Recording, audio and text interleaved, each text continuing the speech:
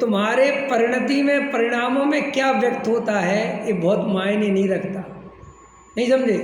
उदाहरण दे रहा हूँ ताकि तुम्हें समझ में आ जाए। किसी का घर देखा, किसी का बंगला देखा, किसी की पत्नी देखी, कुछ देखा और तुम्हें विकल्प आ गया, विकार आ गया समझ लो, तो तुम क्या कहते हो कि ये नहीं होता तो हमें अभी विकार नहीं होता। इसके भाई साहब ये विकार जो दिखा है ना, ये तो आईने में झलकने के समान है। विकार तो अंदर अनंत गुना भरा पड़ा है। ये तो मौका देख के कभी कभी व्यक्त होता है, जिसे तू पाप समझता है। हम सब पाप कैसे समझते हैं बता ना? जो हमारे ज्ञान में झलक गई परिणति, उसे हम पाप झलक समझते हैं। लेकिन अभिप्राय में जो अनंत आकुलता, अनंत वासनाएं भरी पड़ी हैं, और चूंकि वे तो तुम्हारे ज्ञान का गेय बन नहीं रही, तो तुम अपने को क्या समझते हो?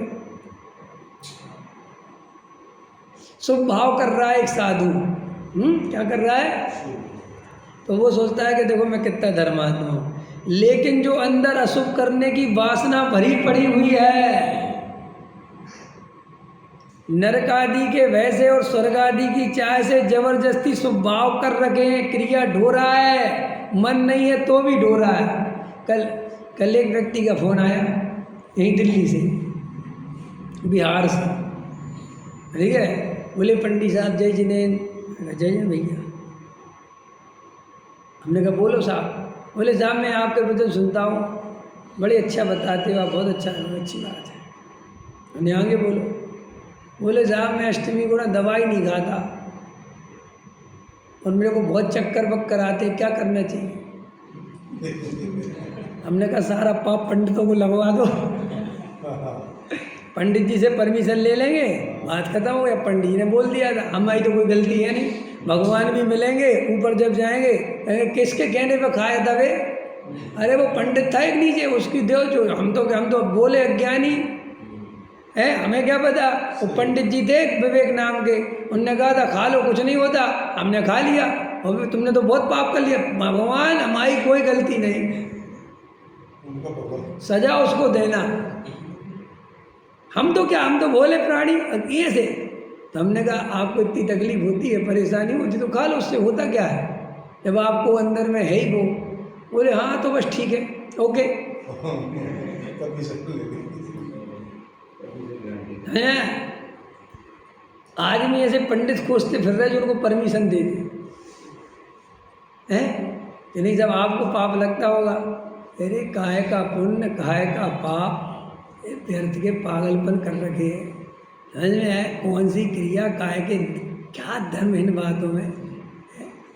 वो भीड़ का उदाहरण दे दे के दिमाग खराब कर रखा है, समझ में है? अरे भाई आत्मज्ञान के बिना कौन सी प्रतिज्ञा, काहे की प्रतिज्ञा, क्या समझता है तू? समझ में है? और प्रत्येक जीव की योग्यता न्यारी न्यारी है।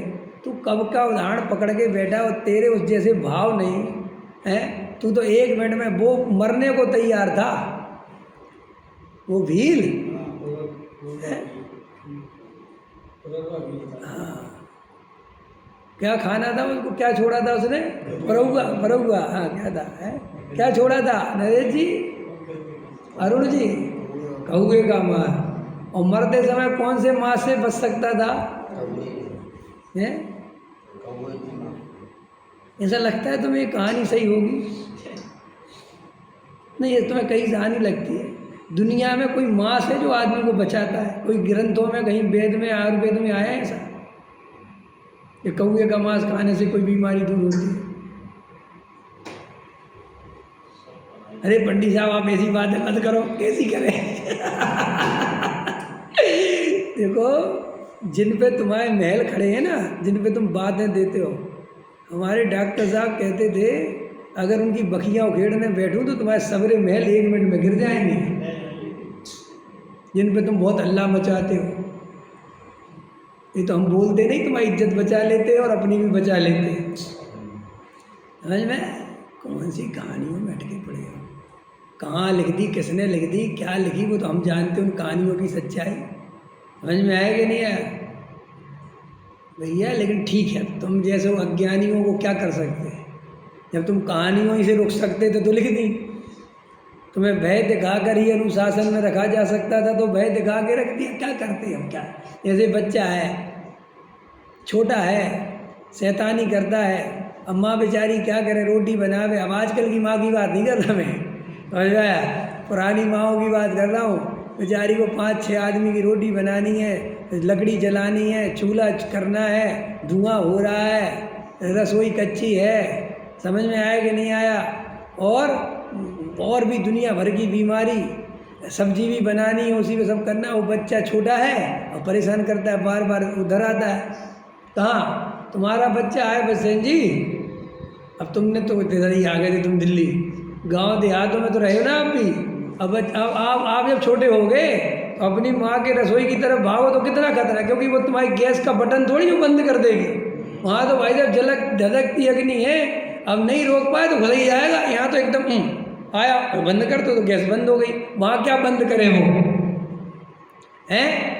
तो वो बच्चे को समझाती है, नहीं माँ तो क्या कहता है, भय दिखाती है, हुआ आ जाएगा, अगर तुमने शैतानी करी तो हुआ आ जाएगा और वो तुम्हें उठा के ले जाएगा। वो बच्चा डर जाता है,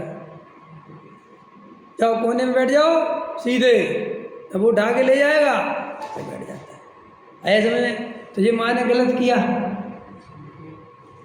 क्या करे बता? जब तुम शैतानी नहीं छोड़ते तो कोई हुआ बनाना पड़ेगा कि नहीं है? ऐसे ही ये अज्ञानी मोही मिथ्या दृष्टि, ये पापों से विरक्त होना नहीं चाहता, समझ में आया? वृत्ताधिक नियम आदिक में नहीं जाना चाहता, तो दूसरी तरफ से भय दिखाकर कहानियों के माध्यम से इस जीव को थोड़ा विरक्ति का भाव जगाया, थोड़ा नियम अनुशासन में रहने का भाव जगाया।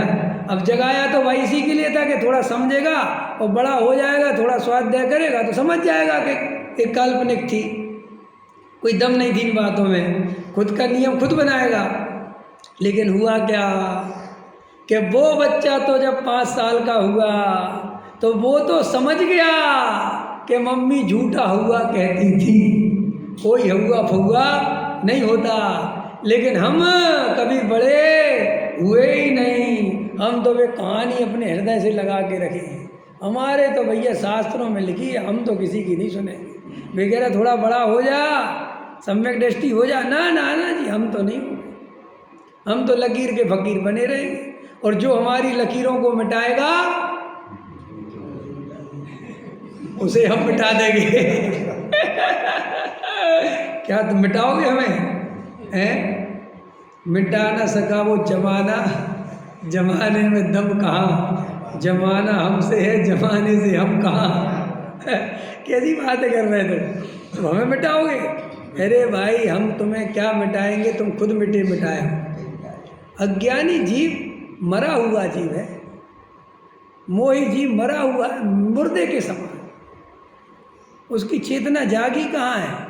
भीख भोगों की भीख मांगता रहता है, पराधीनता, सबसे डरता रहता है। भय में जीने वाला जीव ही नहीं हो सकता।